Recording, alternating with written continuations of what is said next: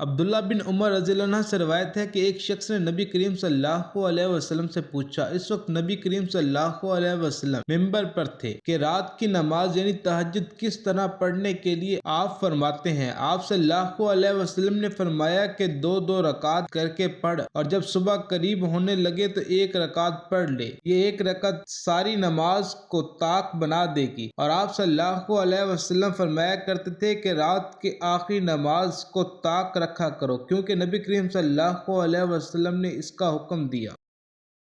ابن عمر رضی اللہ عنہ سے روایت ہے کہ ایک شخص نبی کریم صلی اللہ علیہ وسلم کی خدمت میں حاضر ہوا۔ آپ صلی اللہ علیہ وسلم اس وقت خطبہ دے رہے تھے۔ آنے والے نے پوچھا کہ رات کی نماز کس طرح پڑھی جائے؟ آپ صلی اللہ علیہ وسلم نے فرمایا دو دو رکعت، پھر جب طلوع صبح صادق کا اندیشہ ہو تو ایک رکعت وتر کی پڑھ لے، تاکہ تو نے جو نماز پڑھی ہے اسے یہ رکعت طاق بنا دے۔ اور امام بخاری رحمہ اللہ نے فرمایا کہ ولید بن کثیر نے کہا کہ مجھ سے عبید اللہ بن عبداللہ عمری نے بیان کیا، عبداللہ بن عمر رضی اللہ عنہما نے ان سے بیان کیا کہ ایک شخص نے نبی کریم صلی اللہ علیہ وسلم کو آواز دی جبکہ آپ صلی اللہ علیہ وسلم مسجد میں تشریف فرما تھے۔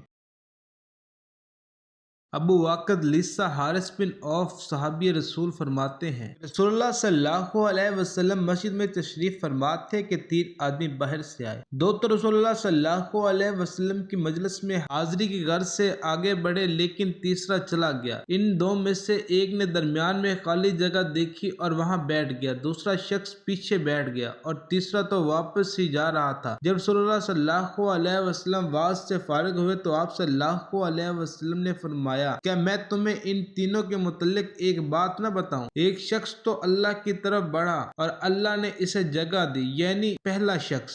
دوسرا تو اس نے لوگوں میں گھسنے سے شرم کی، اللہ نے بھی اس سے شرم کی۔ تیسرے نے منہ پھیر لیا، اس لیے اللہ نے بھی اس کی طرف سے منہ پھیر لیا۔ عبداللہ بن زید بن عاصم مازنی رضی اللہ عنہ سے روایت ہے کہ انہوں نے نبی کریم صلی اللہ علیہ وسلم کو چت لیٹے ہوئے دیکھا۔ آپ صلی اللہ علیہ وسلم اپنا ایک پاؤں دوسرے پاؤں پر رکھے ہوئے تھے۔ ابن شہاب زہری سے مروی ہے، وہ سعید بن مسیب سے روایت کرتے ہیں کہ عمر اور عثمان رضی اللہ عنہما بھی اسی طرح لیٹا کرتے تھے۔